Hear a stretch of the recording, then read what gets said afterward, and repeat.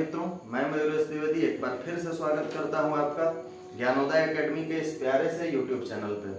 कल ही मैंने एक वीडियो निर्गत किया था जिसमें आपको बताया था कि ज्ञानोदय एकेडमी की तरफ से आपको एक बहुत प्यारा सा गिफ्ट मिलने वाला है, जिसको देख करके आप बहुत ज्यादा खुश हो जाएंगे। और सिर्फ खुश ही नहीं होना है, यहाँ पे मेहनत करना है और हमारे साथ आप मेहनत करेंगे 8 दिन 10 दिन, इसके बाद आपको बहुत अच्छा रिजल्ट देखने को मिलेगा। ये आपके लिए बहुत ज्यादा फ्रूटफुल सेशन होने वाले हैं। जो भी आने वाले 7-8 सेशन होंगे हिस्ट्री के, क्योंकि अभी हिस्ट्री का मैं लेकर के आया हूँ। हिस्ट्री टॉप 500 प्लस क्वेश्चन मैं करवाऊंगा आपको, 5 से 7-8 दिनों के अंदर करवा दूंगा। इसके बाद पॉलिटी आएगा, ज्योग्राफी, ये मैं आगे दिखाता ही हूँ आपको। ये बना हुआ है हमारा स्लाइड, ये देखिएगा। ये SSC exam for best result in 2025, आगे क्या लिखा हुआ है, टॉप एग्जाम्स ऑफ एसएससी के जो भी टॉप एग्जाम्स हैं, सीपीओ है, एमटीएस है, सीएचएसएल है, सीजीएल है, इन सब के क्वेश्चन यहाँ पे एक साथ में आपके लिए लाने वाला हूँ। और आगे बढ़ के देखिएगा कंटेंट्स क्या क्या होंगे हमारे साथ। तो कंटेंट में आप देखेंगे कि यहाँ पे ऑल शिफ्ट हिस्ट्री क्वेश्चंस आपको, जो कि मैं आज से ही शुरू कर चुका हूँ, कल कहा और आज से शुरू कर दिया। ऑल शिफ्ट पॉलिटी के क्वेश्चंस, ये क्वेश्चन भी तैयार हो चुके हैं, ये भी करवा दिए जाएंगे आपको लगे हाथ। ज्योग्राफी के क्वेश्चंस आपको करवा दिए जाएंगे, बड़ी आसानी से आप उनको कर पाएंगे। ऑल शिफ्ट इकोनॉमिक्स क्वेश्चन, तो इकोनॉमिक्स तो आप बिल्कुल कर पाएंगे, खास तौर से जो ऑफलाइन में मेरे साथ इकोनॉमिक्स पढ़े हैं वो तो बड़ी आसानी से करेंगे। ऑल शिफ्ट स्टैटिक जीके के क्वेश्चन भी आपको करवा दिए जाएंगे और साइंस के क्वेश्चन भी आपको करवा दिए जाएंगे। आगे आप देखें number of question in SSC exams, क्या कितना क्वेश्चन आता है किस जगह, ये आपको दिखाया गया है यहाँ पे। ये सब शायद आप लोग पहले से जानते हैं और ये सब चर्चा किया हुआ है। हिस्ट्री क्वेश्चन प्रिपरेशन और हिस्ट्री का यहाँ पे पैटर्न आपको दिया हुआ है कि कौन सा क्वेश्चन कहाँ ज्यादा आ रहा है, कैसे आ रहा है। इस प्रकार से आप आगे और देखिए, यहाँ पे हिंदी में लिखा हुआ है, ये आप लोग बड़ी आसानी से समझ पाएंगे कि हम लोग इतिहास के आज पीवाईक्यू देखने वाले हैं, जो एसएससी के सभी एग्जाम्स 2024-25 में पूछे गए हैं। और इसमें मोस्ट इम्पोर्टेंट 350 प्लस क्वेश्चन कराए जाएंगे, जो 350 नहीं, ये 500 प्लस क्वेश्चन करवाए जाएंगे। 7-8 पार्ट में मैं आपको करवाऊंगा, शायद यहाँ पे कोई मिस्टेक हुआ हो। और आज पेपर 1 में 50 प्लस क्वेश्चन मैं आपको करवाने वाला हूँ, ठीक है।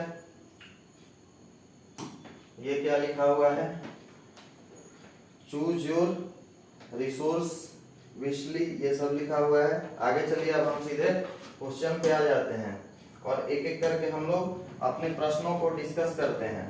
इतिहास के प्रश्न यहाँ से शुरू हो चुके हैं, तो एक बार भगवान का नाम लेकर के और यहाँ से पढ़ना शुरू आप कर दीजिए। देखिए क्या क्वेश्चन दिया हुआ है, निम्नलिखित में से किस घटना के बाद असहयोग आंदोलन को बंद कर दिया गया था। देखिए अंग्रेजी में भी बकायदे ये टाइप करवा दिया है हमने, जो अंग्रेजी मीडियम के बच्चे हैं वो देखेंगे। तो निम्नलिखित में से किस घटना के बाद असहयोग आंदोलन को बंद कर दिया गया था। तो इसमें ऑप्शन क्या क्या दिया हुआ है, प्रथम विश्व युद्ध का प्रकोप, काकोरी ट्रेन डकैती, चौरा चौरी घटना और कोमागाटा मारू घटना। तो इसमें बेस्ट ऑप्शन कौन सा है, सही ऑप्शन कौन सा है, इसको हम लोग देखेंगे।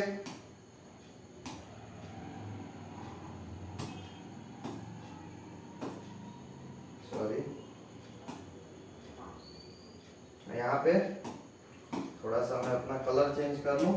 और इसके बाद तब तक आप लोगों को बता देना चाहिए कि ये चौरा चौरी घटना के बाद 22 पुलिस वाले पुलिस स्टेशन को जला दिया जाता है। क्या किया जाता है, एक पुलिस स्टेशन इसको जला दिया जाता है। और इस घटना से दुखी होकर गांधी जी जो थे, महात्मा गांधी, इन्होंने इस क्या बोलते हैं कि असहयोग आंदोलन, इस असहयोग आंदोलन को समाप्त कर दिया। इन्होंने कहा कि भाई इस आंदोलन को अब हम यहाँ से समाप्त करते हैं। काकोरी ट्रेन डकैती के विषय में एक बात आपको बता दूं कि अब इसका नाम चेंज कर दिया गया है और अब इसको काकोरी ट्रेन एक्शन के नाम से आप जानते हैं। किस नाम से जानते हैं? Kakori train action. Kakori train action, ये नया अपडेट है, शायद आप लोग पहले से भी जानते हो। नेक्स्ट क्वेश्चन पे हम लोग चलते हैं और जल्दी से नेक्स्ट क्वेश्चन को भी हम लोग डिस्कस कर लेते हैं। ये है अपना क्वेश्चन नंबर 2 और इसमें क्या कहा जा रहा है? 1917 में सरोजिनी नायडू ने किस महिला संगठन की स्थापना की थी? सरोजिनी नायडू ने सन 1917 में किस महिला संगठन की स्थापना की थी, ये आपसे पूछा गया है यहाँ पे। तो यहाँ पे आप सीधा ये ऑप्शन चूज कर लेंगे, भारतीय महिला भारत संघ। महिला भारत संघ की स्थापना सरोजिनी नायडू जी के द्वारा वर्ष 1917 में किया गया था। और आगे हम लोग नेक्स्ट क्वेश्चन देखेंगे। नेक्स्ट क्वेश्चन है क्वेश्चन नंबर 3। इसमें क्या कहा जा रहा है? निम्नलिखित में से कौन अकबर के 9 रत्नों में से एक था? नहीं था, ये नहीं पूछा जा रहा है, पूछा जा रहा है कि 9 रत्नों में से कौन था। इसका मतलब एक व्यक्ति होगा जो 9 रत्नों में शामिल होगा। तो स्वामी हरिदास ये तो नहीं थे, 9 रत्नों में शामिल बिल्कुल भी नहीं थे। स्वामी हरिदास जो हैं ये तानसेन के गुरु हैं। तानसेन इनके गुरुजी हैं, तानसेन के गुरुजी हैं स्वामी हरिदास, ये नहीं है। अमीर खुसरो भी नहीं है, पुरंदर दास भी नहीं है। इसका मतलब कौन होगा? यहाँ पे ये आपके संगीत सम्राट तानसेन साहब, ये अकबर के समझ जाइए कि दरबार में 9 रत्न के रूप में विख्यात थे। नेक्स्ट क्वेश्चन हम लोग देखेंगे, ये ऑलरेडी पढ़ाया हुआ क्वेश्चन है, आजकल ही चर्चा कर रहे थे। नेक्स्ट क्वेश्चन हम लोग देखेंगे क्वेश्चन नंबर 4। यहाँ पे क्या लिखा हुआ है? निम्नलिखित में से कौन सा स्थल भारत में मध्य लौह युग के दौरान प्रारंभिक शहरी नियोजन का प्रमाण प्रदान करता है? इसमें यह पूछा जा रहा है कि मध्य लौह युग के दौरान शहरी नियोजन का प्रमाण आपको सबसे पहले कहाँ दिखता है? शहरी नियोजन का अर्थ क्या होता है? शहरी नियोजन, नियोजन का मतलब क्या समझते हैं? शहरी नियोजन, इसका अर्थ क्या है? नियोजन मतलब होता है कोई योजनागत तरीके से, योजनागत तरीके से विकास। नियोजन को हम लोग इकोनॉमिक्स में पढ़ते हैं 5 ईयर प्लान से पहले। तो यहाँ पे नियोजन का मतलब यही है कि व्यवस्थित तरीके से शहर आपको कहाँ देखने को मिलता है।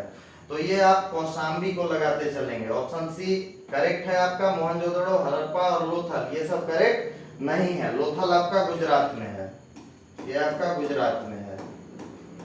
और बाकी के जगह कहाँ है ये आप लोग कमेंट बॉक्स में मुझे बताते हुए चलेंगे, क्योंकि थोड़ा रिसर्च और थोड़ा मेहनत आपका भी होना चाहिए। क्वेश्चन नंबर 5 यहाँ पे हम लोगों के सामने आ चुका है। और 5वें क्वेश्चन में क्या लिखा हुआ है? 1828 में कलकत्ता में ब्रह्म समाज की स्थापना किस व्यक्ति ने की थी? यहाँ पे समय दिया हुआ है 1828 और कलकत्ता में ब्रह्म समाज की स्थापना करने वाले व्यक्ति हैं राजा राम मोहन राय। यहाँ पे इसी ऑप्शन में आ रहे हैं स्वामी विवेकानंद जी, ये भी महत्वपूर्ण व्यक्ति हैं। इन्होंने किस चीज का शुरुआत किया था? तो रामकृष्ण मिशन, रामकृष्ण मिशन का स्थापना इनके द्वारा किया गया। ये रामकृष्ण जी जो थे ये इनके गुरु जी थे, ये इनके गुरु थे। कहा जाता है कि बड़े सिद्ध व्यक्ति थे, काली माता इनको सिद्ध थी। आगे देखेंगे क्वेश्चन नंबर 6 पे हम लोग आ चुके हैं और यहाँ पे आपसे बहुत साधारण सा क्वेश्चन किया जा रहा है। अभी तक मैंने आपको बताया भी नहीं है कि कौन सा क्वेश्चन इस एग्जाम का है, क्योंकि ऑलरेडी लिखा हुआ है, तो इस पे भी आप लोग ध्यान देते चलेंगे। आर्य समाज के संस्थापक कौन थे? ये एसएससी सीएचएसएल प्री एग्जाम 2024 का क्वेश्चन है। तो यहाँ पे आप लिखेंगे कि आर्य समाज के संस्थापक, तो आर्य समाज के संस्थापक हैं स्वामी दयानंद सरस्वती जी। और विवेकानंद, स्वामी विवेकानंद जी के लिए मैंने पहले से आपको बता दिया। और यहाँ पे एक और दयानंद सरस्वती जी आर्य समाज के संस्थापक हैं। इनकी एक बड़ी प्रसिद्ध पुस्तक भी है, दयानंद सरस्वती जी की एक प्रसिद्ध पुस्तक है। इस पुस्तक का नाम क्या है ये आप लोग बताएंगे। तो इस पुस्तक का नाम है सत्यार्थ प्रकाश, सत्यार्थ प्रकाश। कहते हैं कि इसमें इन्होंने वेदों का भाष्य लिखा, वेदों का भाष्य लिखा। भाष्य, भाष्य मतलब शायद बच्चे, प्यारे बच्चे, आप लोग नहीं समझते होंगे, लेकिन मैं आपको मोटे तौर पे समझाने का कोशिश करता हूँ साधारण लैंग्वेज में, ये जानना चाहिए आप सबों को।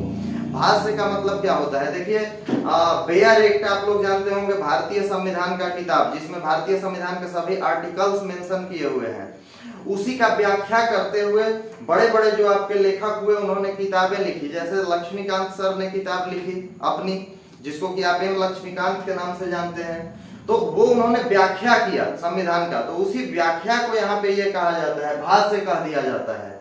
और इसी प्रकार से डॉक्टर राजेश मिश्रा सर ने भी भारतीय संविधान की बहुत अच्छी पुस्तक लिखी है, आप लोग उसको भी कभी पढ़ सकते हैं। नेक्स्ट क्वेश्चन को हम लोग देखते हैं, भाष्य क्या होता है, ये मैंने आपको समझाया। क्वेश्चन नंबर 7 को हम लोग डिस्कस करते हैं। यहाँ पे है कि निम्नलिखित में से कौन मुगल सम्राट बाबर का उत्तराधिकारी था? तो यानी कि सक्सेसर कौन था बाबर का? तो यहाँ पे आपको क्या बताना है, बाबर का उत्तराधिकारी आपका ऑप्शन नंबर बी करेक्ट होगा, हुमायूं। ये हुमायूं जो है ये बाबर का उत्तराधिकारी था। और औरंगजेब के बारे में आप जानते हैं कि आखिरी सबसे मजबूत मुगल शासक कौन हुआ? ये औरंगजेब हुआ आपका आखिरी सबसे मजबूत मुगल शासक। और शाहजहां ये अकबर का बेटा हुआ। तो अब आगे बढ़िए, नेक्स्ट क्वेश्चन पे हम लोग बढ़ते हैं, क्वेश्चन नंबर 8 पे। यहाँ पे क्या लिखा हुआ है, निम्नलिखित में से किस स्थान पर महात्मा गांधी ने अन्य भारतीयों के साथ नस्लीय भेदभाव के खिलाफ लड़ने के लिए नटाल कांग्रेस की स्थापना की थी? तो नटाल कांग्रेस कहाँ स्थापित करेंगे? सबसे पहले भारत से पहले महात्मा गांधी को प्रसिद्धि कहाँ मिली? तो ये दक्षिण अफ्रीका, ऑप्शन ए आप लगा करके आ जाएंगे, दक्षिण अफ्रीका। भारत में नटाल कांग्रेस की स्थापना नहीं हुई है। इंग्लैंड में किसी प्रकार की खास गतिविधि महात्मा गांधी जी की नहीं है, फ्रांस से किसी प्रकार का संबंध नहीं है। तो यहाँ पे ऑप्शन ए आप लोग सही लगा के आएंगे। महात्मा गांधी जी के विषय में भी ऑफलाइन में मैं आज ही चर्चा कर रहा था। आगे देखिए, ये क्वेश्चन नंबर 9 है कि निम्नलिखित में से किस अधिनियम ने ब्रिटिश भारतीय सरकार को बिना मुकदमे के किसी को भी गिरफ्तार करने का अधिकार दिया? ये देखिए एसएससी सीपीओ 2024 प्री का क्वेश्चन है, बड़ी साधारण सा क्वेश्चन है। यहाँ पे निम्नलिखित क्या बोल रहा है कि बिना मुकदमे, सरकार को बिना मुकदमे के किसी को भी गिरफ्तार करने का। तो ये बड़ी आसानी से आप लोग एनसीईआरटी में पढ़ते आए हैं, रॉलेट एक्ट, न अपील न दलील। तो कहा यहाँ पे the Rowlatt act, option number D, ये आपका सही हो जाएगा। ये स्लेवरी जो है ये दास प्रथा से संबंधित था, तो इसको हम लोग आगे छोड़ देते हैं और ऑप्शन नंबर डी यहाँ पे रॉलेट एक्ट आपका है। और अब हम लोग 10वें क्वेश्चन को देखने चलते हैं। यहाँ पे क्या बोलता है आपका 10वां प्रश्न। तो 10वां प्रश्न क्या है आपका, वर्ष 1930 में नमक सत्याग्रह का नेतृत्व निम्नलिखित में से किसने किया था? तो नमक सत्याग्रह का नेतृत्व किसने किया था? ये भी बहुत साधारण सा क्वेश्चन, एमटीएस 2024 का क्वेश्चन है। नमक सत्याग्रह महात्मा गांधी जी ने किया था। ठीक है, सरदार वल्लभ भाई पटेल के लिए अगर आप बोलिएगा तो ये कौन थे? भारत का एकीकरण इन्होंने आजादी के बाद किया, एकीकरण आजादी के बाद इन्होंने किया। सुभाष चंद्र बोस के लिए आप लोग जानते हैं फॉरवर्ड ब्लॉक के संस्थापक थे। और जवाहरलाल नेहरू के विषय में आप लोग जानते हैं प्रथम प्रधानमंत्री थे। तो ये सब बहुत साधारण सा चीज है जिसको कि आप लोग पहले से जानते हैं, डिस्कस करना जरूरी भी नहीं है। 11वां क्वेश्चन है कि 1906 में स्थापित अखिल भारतीय मुस्लिम लीग, या 1906 में स्थापित अखिल भारतीय मुस्लिम लीग के पहले अध्यक्ष कौन थे? यहाँ पे क्या लिखा हुआ है कि अखिल भारतीय मुस्लिम लीग के पहले अध्यक्ष। तो मुस्लिम लीग का सबसे पहले स्थापना अगर आपसे पूछा जाए कि मुस्लिम लीग का स्थापना कब हुआ, तो ये हुआ था 1906 में। और पहले अध्यक्ष कौन थे? तो ये सुल्तान मोहम्मद शाह जी थे। ऑप्शन नंबर ए बिल्कुल करेक्ट है, इसको आप सही मानेंगे। मोहम्मद अली जिन्ना, ये जब भारत और पाकिस्तान का विभाजन हो रहा था उस समय इनकी महत्वपूर्ण भूमिका थी मुस्लिम लीग को लेकर के। आगे बढ़ेंगे, क्वेश्चन नंबर 12 पे हम लोग बढ़ेंगे। क्वेश्चन नंबर 12 में क्या लिखा है, निम्नलिखित में से कौन सा संगठन 1906 में स्थापित हुआ? तो जस्ट अभी मैंने आपको बताया था कि अखिल भारतीय मुस्लिम लीग का स्थापना कब हुआ था? ये हुआ था आपका 1906 में। तो ये बड़ा साधारण सा क्वेश्चन, ये जेई प्री 2024 का एसएससी का ही क्वेश्चन है। नेक्स्ट क्वेश्चन 13वें नंबर पे हम लोग पढ़ते हैं। 13वें नंबर पे क्या कहा जा रहा है कि दूसरे गोलमेज सम्मेलन में महात्मा गांधी ने निम्नलिखित में से किस पार्टी का प्रतिनिधित्व किया था। दूसरा गोलमेज सम्मेलन ये ब्रिटेन में हुआ था। आप लोग बड़ी आसानी से इस बात को जानते हैं, लिखना जरूरी नहीं है, समय बर्बाद करना हो जाएगा। और किस पार्टी का प्रतिनिधित्व महात्मा गांधी जी करेंगे, तो भारतीय राष्ट्रीय कांग्रेस, ऑप्शन नंबर बी ये बिल्कुल करेक्ट है आपका। इसको आप सही लगा करके और आगे बढ़ेंगे। कम्युनिस्ट पार्टी, भारतीय कम्युनिस्ट यहाँ पे लिखा हुआ है, लेकिन आपसे एक प्रश्न होगा कि कम्युनिस्ट पार्टी के संस्थापक कौन थे, कम्युनिस्टों के जनक कौन थे, ये आप लोग कमेंट में बताएंगे, क्योंकि मुझे ये भी जानना है कि आप लोग वीडियो को कितने ध्यान से देख रहे हैं। तो कम्युनिस्टों के जनक कौन थे ये आपको बताना होगा। और अखिल भारतीय मुस्लिम लीग के विषय में मैंने आपसे पहले ही बता दिया कि अखिल भारतीय मुस्लिम लीग का स्थापना 1906 में हुआ। ऑल इंडिया फॉरवर्ड ब्लॉक का स्थापना सुभाष चंद्र बोस जी के नेतृत्व में हुआ था, ये भी मैंने आपको पहले से बता दिया। अब हम लोग आगे चर्चा कर रहे हैं क्वेश्चन नंबर 14 पे। वर्ष 1991 में तराइन की पहली लड़ाई में मोहम्मद गोरी को किसने हराया था। तो ये गोरी को किसने हराया था, बड़ी आसान सा क्वेश्चन है। गोरी 17 युद्ध किया किससे, पृथ्वीराज चौहान जी से, 17 हारा था और इस युद्ध में आकर के एक युद्ध में जीता था, लेकिन तराइन की लड़ाई में मोहम्मद गोरी को पृथ्वीराज चौहान जी ने हरा दिया था। तो इसलिए पृथ्वीराज चौहान, ऑप्शन ए आपका बिल्कुल करेक्ट होगा। तो इसको लगा करके चलेंगे, ये CHSL प्री 24 का क्वेश्चन है। आगे हम लोग बढ़ जाएंगे क्वेश्चन नंबर 15 पे। 15 क्या कहता है भाई, किस आयोग ने भारत और पाकिस्तान के बीच सीमा रेखा खींची थी। तो ये तो बड़ी साधारण सा बात है कि रेडक्लिफ सीमा आयोग गठित किया गया था और इसने बैठ करके हमारे बीच सीमा का ये कर दिया था, निर्धारण कर दिया था। और Brayton would commission, Brayton would सम्मेलन कहाँ हुआ ये आप बताएंगे जरूर से। आगे देखें क्वेश्चन नंबर 16 को। क्वेश्चन नंबर 16 क्या कहता है, भारतीय स्वतंत्रता का पहला युद्ध यानी कि सिपाही विद्रोह कब शुरू हुआ था। तो ये आप लोग बड़ी आसानी से जानते हैं, 1857 में हुआ था। इसका नेतृत्व किसने किया था, ये मंगल पांडे जी थे, मंगल पांडे जी थे। और बहुत से इसके कारण भी थे। कोई बालक अगर जानकारी हो तो कमेंट बॉक्स में इसकी जानकारी दे सकते हैं। ये भी CHSL प्री का प्रश्न है कि क्या तात्कालिक कारण रहे थे उस जमाने में युद्ध के या सिपाही विद्रोह के।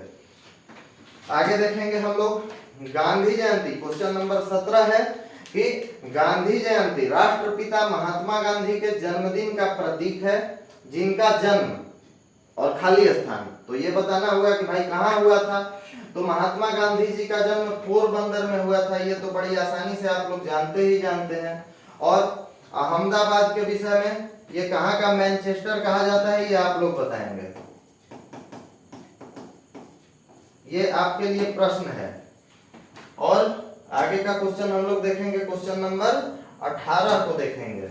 यहाँ पे क्या चर्चा किया हुआ है, कलकत्ता में ब्रह्म समाज नामक सुधारवादी संगठन की स्थापना किसने की थी। तो ब्रह्म समाज का स्थापना का बात अगर आपसे पूछा जा रहा है तो यहाँ पे भी समझ जाइए कि राजा राम मोहन राय जी ने ही ब्रह्म समाज की स्थापना की थी। ज्योतिबा फुले ने किस समाज की स्थापना की थी, तो इन्होंने सत्य शोधक समाज, सत्य शोधक समाज की स्थापना की थी। ये शायद एक क्वेश्चन में आगे आए भी। और आगे देखिए क्वेश्चन नंबर 19, ताजमहल निम्नलिखित में से किसके द्वारा बनवाया गया था। और ये SSC MTS का क्वेश्चन है, बड़ी आसान क्वेश्चन है। ताजमहल शाहजहां के द्वारा बनवाया गया था और अपनी पत्नी के याद में इसको बनवाया गया था, ठीक है। और ताजमहल का विशेषता क्या है, यह सफेद संगमरमर से बनाया गया है। आगे क्वेश्चन देखेंगे, क्वेश्चन नंबर 20। क्वेश्चन नंबर 20 में क्या लिख रहा है भाई, भारत में कौन सा लाल और बफ बलुआ पत्थर का बना सबसे ऊंचा टावर है जिसे 13वीं शताब्दी में निर्मित किया गया था। तो आप सभी लोग जानते हैं कि कुतुब मीनार ही एक ऐसा मीनार है जिसको 13वीं सदी में निर्मित किया गया था और ये सबसे ऊंचा मीनार भी है। आगे हम लोग चर्चा करते हैं क्वेश्चन नंबर 21। क्वेश्चन नंबर 21 में क्या कहा जा रहा है, यहाँ कहा जा रहा है कि स्वच्छ भारत मिशन निम्नलिखित में से किस स्वतंत्रता सेनानी की जयंती पे शुरू किया गया था? तो स्वच्छ भारत मिशन जो है ये क्वेश्चन नंबर 21 है और ये महात्मा गांधी जी की जयंती पर शुरू किया गया था। शायद पीछे मैंने डिस्कस भी किया था। और इन लोगों के विषय में आप लोग पहले से जानते हैं, भगत सिंह जी के विषय में पहले से जानते हैं, इनको फांसी दे दी गई थी। सुभाष चंद्र बोस जी के बारे में पहले से जानते हैं। कभी एक सेशन सुभाष चंद्र बोस जी पे एक प्रॉपर मैं लेके आऊंगा।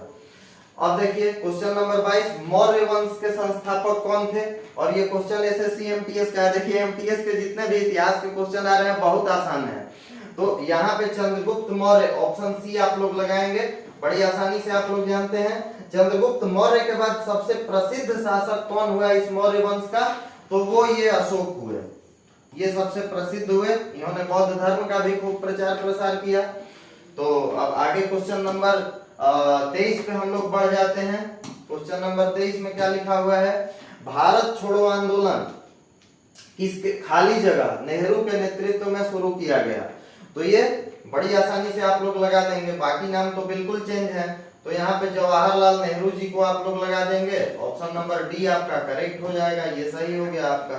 ये बहुत साधारण सा, देखिए ये प्रश्न भी एमटीएस का है। एमटीएस के क्वेश्चन अच्छे अच्छे हैं, इसको आप लोग कर पा रहे होंगे। और देखिए वास्को डी गामा जिन्होंने यूरोप से भारत तक समुद्री मार्ग की खोज की थी, किस राष्ट्र से संबंधित थे?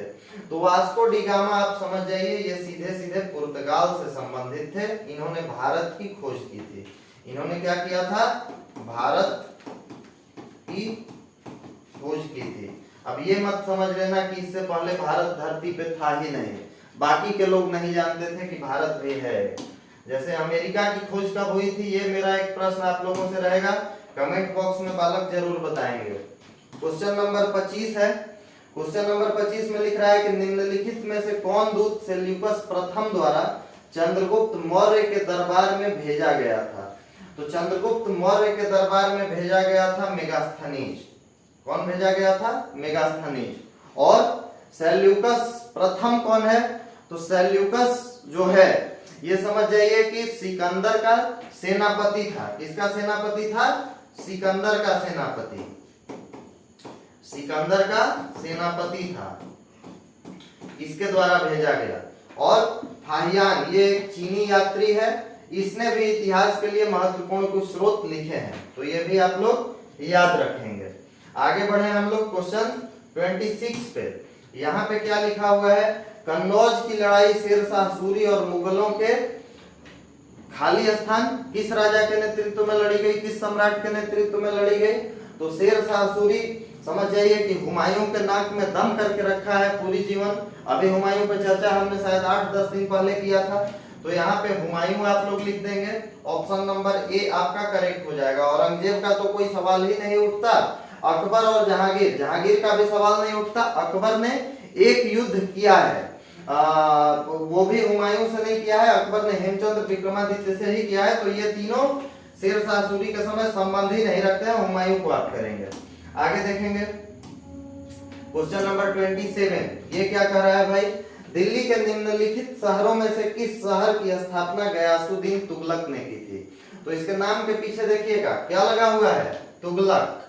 तो अब यहाँ खुद का दिमाग लगा लो भाई और क्या कर दो? ऑप्शन डी सीधे सीधे। इतना दिमाग एग्जाम में भी लगाना चाहिए, अगर इस तरह का क्वेश्चन कभी ना याद आए। यहाँ देखो तुगलक है तो क्या बनाएगा? तुगलकाबाद बनाया था। तो ये आपका हो गया। ये किसका क्वेश्चन है? ये सीपीओ 2024 का क्वेश्चन है, साधारण सा क्वेश्चन है।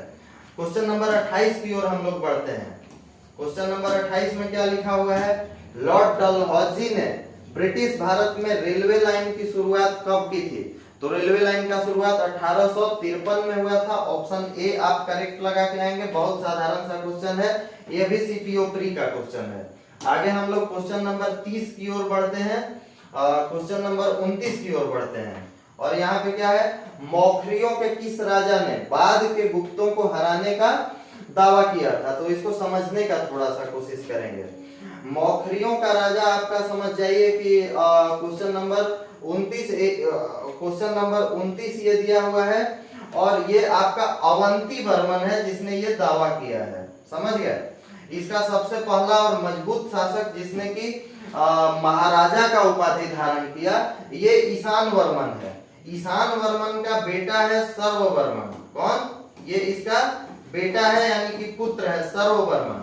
और अवंती वर्मन का बेटा है ग्रहवर्मन, और ये इस वंश का लास्ट शासक है। कौन शासक है? ये इस वंश का लास्ट शासक है। इसकी हत्या शशांक ने कर दी। इसकी हत्या किसने कर दी? ग्रहवर्मन की हत्या किसने कर दी? शशांक ने कर दी।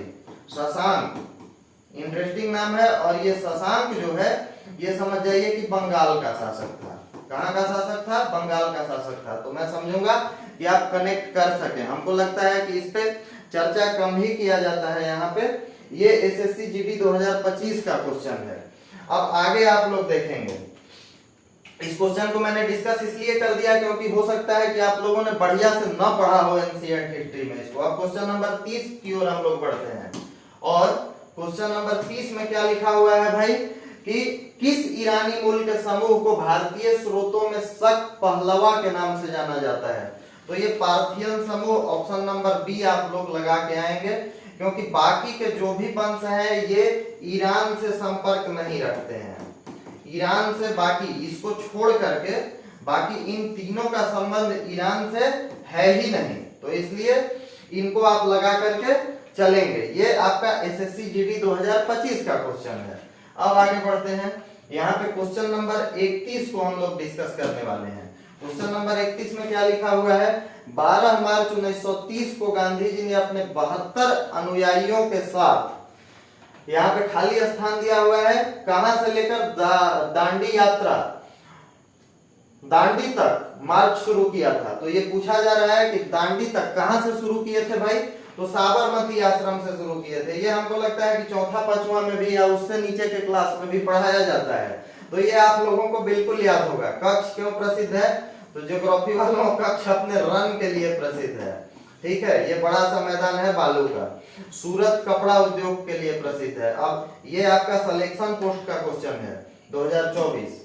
आगे बढ़ेंगे हम लोग, क्वेश्चन नंबर 32 को देखेंगे। क्वेश्चन नंबर 32 क्या कह रहा है भाई कि भारत के किस भाग में नवपाषाण और महापाषाण प्रावस्था के बीच अति व्यापन में प्राचीनतम लौह पिंड दिखाई दिए? तो ये लौह पिंड आपको कहां दिखाई दिया? ये मेसोजेनिक युग में समझ जाइए कि दक्षिण पश्चिम भारत में आपको देखने को मिला। ऑप्शन डी को लगा करके आप आ जाएंगे। उत्तर भारत में आपको ये देखने को नहीं मिला है, दक्षिण भारत में नहीं मिला है, पूर्वोत्तर भारत में नहीं मिला है। ऑप्शन बी सही है। एसएससी जीडी 2025 का क्वेश्चन है। अब आगे क्वेश्चन नंबर 33 पे हम लोग बढ़ जाते हैं। क्वेश्चन नंबर 33 क्या कहता है कि महान स्नानागार खाली स्थान में पाया गया। तो महान स्नानागार कहाँ पाया गया था? मैंने काफी दिनों पहले जीडी का जब टारगेट बैच चलाया था वहां आपको बताया था ये आपका मोहनजोदड़ो में पाया गया। अब मेरा सवाल आपसे ये है कि राखी गढ़ी में आखिर क्या पाया गया था? ये आप लोग कमेंट बॉक्स में जरूर बताते जाएंगे। और जितना क्वेश्चन मैं आपसे पूछ रहा हूं, कम से कम ऑफलाइन वालों आप लोग तो जरूर इसका आंसर दीजिएगा, क्योंकि अगले दिन मैं आपसे जरूर इस क्वेश्चन को दोहराऊंगा। इसलिए कमेंट बॉक्स में आप लिखेंगे इसको। आगे बढ़िए, क्वेश्चन नंबर 34 को हम लोग देखने वाले हैं। यहाँ पे क्या लिखा हुआ है कि निम्नलिखित में से कौन सा भारतीय संस्कृति का सबसे प्रारंभिक साहित्यिक रिकॉर्ड है? तो सबसे प्रारंभिक साहित्यिक रिकॉर्ड अगर आप देखिएगा तो ये आपका ऋग्वेद है। ऑप्शन डी को आप सही लगाएंगे। वेदों को अपौरुषेय बोलते हैं। क्या बोलते हैं? अपौरुषेय। अपौरुषेय का अर्थ क्या हुआ कि इसका रचना किसी मनुष्य ने नहीं किया है, मनुष्य ने इसका रचना नहीं किया है। कहा जाता है कि ये भगवान का आत्मवचन है। ठीक है, और इस ऋग्वेद से ही माना जाता है कि सामवेद ये इसके लिए प्रसिद्ध है। आप समझ जाइए कि गायन के लिए प्रसिद्ध है। इसी प्रकार से यजुर्वेद और अथर्ववेद ये भी आपको देखने को मिलेंगे, और ये सब जो है ऋग्वेद से ही निकले हुए हैं। ऐसा कहा जाता है कि व्यास जी ने इनको अलग किया था। आगे हम लोग बढ़ते हैं क्वेश्चन नंबर 34 पे। क्वेश्चन नंबर 34 पे, क्वेश्चन नंबर 34 आना चाहिए। 34 को ही डिस्कस किया। अच्छा, हमने क्वेश्चन नंबर 35 को हम लोग देखते हैं। गांधी जी ने निम्नलिखित में से किस आंदोलन के दौरान करो या मरो का नारा दिया था? तो करो या मरो का नारा क्विट इंडिया मूवमेंट के दौरान दिया गया था। तो क्या ऑप्शन लगाओगे इसमें? ऑप्शन बी भारत छोड़ो आंदोलन। सविनय अवज्ञा आंदोलन कब किया गया ये आप बताएंगे। खेड़ा सत्याग्रह भी आप ही बताएंगे। चंपारण सत्याग्रह के विषय में मैं आज ही डिस्कस कर रहा था, मैंने पहले भी आपको बताया गांधी जी के लिए डिस्कस किया था, तो यहाँ तक ही कर पाया था। और यहाँ मैंने आपको बताया था कि चंपारण सत्याग्रह बिहार में इन्होंने किया था। तीन कठिया विद्रोह चल रहा था, तीन कठिया विद्रोह चल रहा था किसानों के द्वारा। तीन कठिया विरोध क्यों चल रहा था? नील की खेती के विरोध में, नील की खेती के विरोध में चल रहा था। अंग्रेज जबरदस्ती नील की खेती करवाते थे। ये सिलेक्शन पोस्ट का क्वेश्चन है 2024 का। अब आगे क्वेश्चन नंबर 36 को हम लोग देखेंगे और जल्दी जल्दी डिस्कस करते हुए बढ़ेंगे हम लोग। निम्नलिखित मौर्य शासकों में से कौन पहला था जिसने शिलालेखों के माध्यम से धम्म के विचार और अभ्यास के बारे में अपने विषयों को अपने संदेश देने की कोशिश की? तो अपने विषय में अपना संदेश देने का कोशिश, ऐसा लिखना था, कोई बात नहीं। तो ये शासक अशोक होंगे। क्यों? क्योंकि धम्म चक्र के प्रवर्तक यही है, धम्म चक्र के प्रवर्तक यही है। तो चंद्रगुप्त मौर्य या इन सभी शासकों को आप बिल्कुल त्याग देंगे। धम्म जैसे ही शब्द आता है तो आप लोग अशोक के लिए ही चर्चा करेंगे। जैसे रीजनिंग और मैथ्स में कभी ट्रिक लगा क्वेश्चन कर देते हो, उसी प्रकार से इतिहास में भी ऐसा क्वेश्चन है, तो इस प्रकार से कर दिया करो। ये सिलेक्शन पोस्ट 2024 का आपका क्वेश्चन था। यहाँ पे हम लोग देखते हैं, यहाँ पे क्वेश्चन नंबर 37, बुद्ध के युग में कितने महाजनपद थे? तो ये 16 महाजनपद थे। ऑप्शन डी को करेक्ट लगा के आएंगे आप लोग। बड़ी आसान सा क्वेश्चन है ये, सिलेक्शन पोस्ट का क्वेश्चन ये भी है और बहुत अच्छा सा क्वेश्चन है। क्वेश्चन नंबर 38 पे आ जाओ। ये कह रहा है कि हड़प्पा की इमारतों और संरचनाओं का अध्ययन करने के लिए एक शिक्षक को अपने छात्रों को भारत के निम्नलिखित राज्यों में से किस क्षेत्र की यात्रा पर लेके जाना चाहिए? तो भाई जिसका अध्ययन करने जा रहे हैं वो, मान लो कि फूलों का अध्ययन करने जाना है, तो राजस्थान में जाओगे तो वहां तो फूल मिलता नहीं है। गंगटोक चले जाओ, वहां फूल बहुत ज्यादा मिलता है। तो उसी प्रकार से यहाँ अगर समझ जाइए कि आपको हड़प्पा को समझना है तो हड़प्पा के से संबंधित क्षेत्र में जाना होगा। तो हड़प्पा से संबंधित क्षेत्र आपका गुजरात और राजस्थान है। यहाँ पे विभिन्न स्थल हैं जो कि मिलते हैं इस क्षेत्र के। अब ओडिशा से तो इसका कोई संबंध ही नहीं था, सिक्किम त्रिपुरा से भी कोई संबंध नहीं था, इधर भी कोई संबंध नहीं था इस सभ्यता का। तो कहाँ जाओगे शिक्षक के रूप में बच्चों को सिखाने हड़प्पा के विषय में? ये जाओगे आप गुजरात और राजस्थान के क्षेत्र में, क्योंकि यही ये सभ्यता एग्जिस्ट करती थी। ये आपका एसएससी स्टेनो 2024 का क्वेश्चन है। आगे हम लोग देखते हैं, ये क्वेश्चन नंबर 39 आएगा आपका। निम्नलिखित में से कौन सा महाजनपद वर्चस्व के लिए लंबे संघर्ष के अंत में सबसे शक्तिशाली जनपद के रूप में उभरा? तो सबसे शक्तिशाली जनपद कौन था? ये आप लोग जानते हैं कि मगध सबसे शक्तिशाली जनपद था। इसके साथ ही बहुत ज्यादा समझिए कि संघर्ष भी हुआ। तो ये भी एक ट्रिकी क्वेश्चन है जिसमें साधारणतया मगध लगा के आ जाएंगे, क्योंकि सभी बच्चे महाजनपद जो पढ़े हैं वो जानते हैं कि सबसे मजबूत महाजनपद आपका मगध ही था। यही संघर्ष आपका चंद्रगुप्त मौर्य भी किए और नंद वंश के शासक घनानंद को यहीं पे उन्होंने हराया। तो ये संघर्ष भी आपको मैंने बता दिया। अब ये क्वेश्चन नंबर 40 है आपका। क्वेश्चन नंबर 40 ये है आपका कि निम्नलिखित में से कौन सी वास्तुशिल्प विशेषताएं हड़प्पा शहरों का हिस्सा नहीं थी? तो यहाँ पे देखिए, अच्छी तरह से समर्थित ईंट के घर, ये तो भाई बिल्कुल थे, घर बहुत बढ़िया थे, ईंट का प्रयोग हुआ था। सड़कें और रास्ते, ये भी आज के शहरों की तरह सड़कें भी थी, रास्ते भी थे, बहुत बढ़िया व्यवस्थित गलियां थी। और ड्रेनेज सिस्टम ये भी बहुत बढ़िया था, आज के ड्रेनेज सिस्टम से बहुत बढ़िया था, आज के नगर निगम एरिया से भी बढ़िया ड्रेनेज था, आपको बताया होगा। और औद्योगिक और वाणिज्यिक भवन, ये एक व्यवस्था ऐसा था जो कि यहाँ पे नहीं था। तो इसको आप सही लगा के आओगे। जब अगर जानते हो कि ये तीन बातें थी तो चौथी बात बिल्कुल नहीं होगी। ये एसएससी स्टेनो 2024 का क्वेश्चन था आपका। अब हम लोग क्वेश्चन नंबर 41 पे बढ़ जाते हैं। 41 क्या कहता है भाई? सरदार वल्लभ भाई पटेल 1928 में किस प्रमुख किसान आंदोलन के नेता थे? तो आप लोग सीधा सा प्रयास करेंगे। सरदार वल्लभ भाई पटेल किस क्षेत्र के हैं? गुजरात क्षेत्र के हैं। और अभी तक उनका राजनीतिक स्तर बहुत ऊंचा हुआ नहीं है। तो कोई भी आंदोलन करेंगे तो गुजरात के क्षेत्र में ही करेंगे। तो यहाँ पे आप ऑप्शन डी बारडोली लगा के आ जाओगे। दांडी मार्च में तो उनका किसी प्रकार का जिक्र देखने को नहीं मिलता है। चंपारण में भी उनका कहीं दूर दूर तक कोई जिक्र नहीं है। जंगल सत्याग्रह यहाँ भी कोई जिक्र नहीं है। तो यहाँ बारडोली ये आपका गुजरात में स्थित है, इसको सही लगा के ऑप्शन डी को आओगे। एसएससी स्टेनो 2024 का ये आपका प्रश्न था। आगे बढ़ो भाई, क्वेश्चन नंबर 42 ये क्या कहता है कि निम्नलिखित में से कौन महाराजाधिराज की उपाधि धारण करने वाला स्वतंत्र गुप्त शासक था।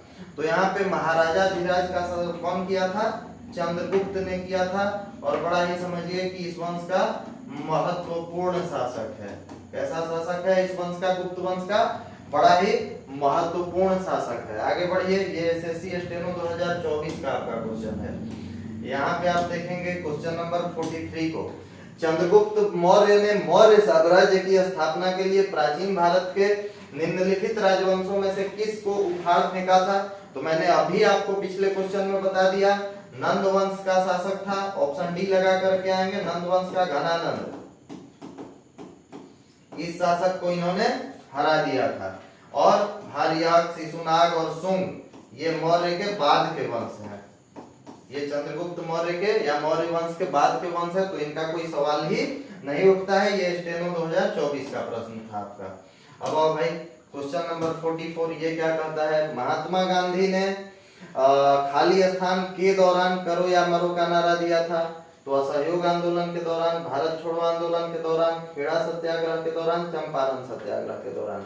तो यहाँ पे क्विट इंडिया मूवमेंट के दौरान, शायद ये क्वेश्चन पहले भी आया था, ये एसएससी जेई 2024 में भी पूछा हुआ क्वेश्चन है, इसलिए यहाँ पे आ गया। ये नहीं सोचोगे कि रिपीट किया है हमने, ठीक है। तो ये भारत छोड़ो आंदोलन, ऑप्शन बी यहाँ पे आप लगा करके आओगे, ठीक है। ऑप्शन बी भारत छोड़ो आंदोलन क्विट इंडिया मूवमेंट के दौरान। अब आगे आप देखो भाई, यहाँ पे क्वेश्चन नंबर 45 क्या कहता है, चौरा चौरी की घटना के कारण असहयोग आंदोलन किसने बंद कर दिया था।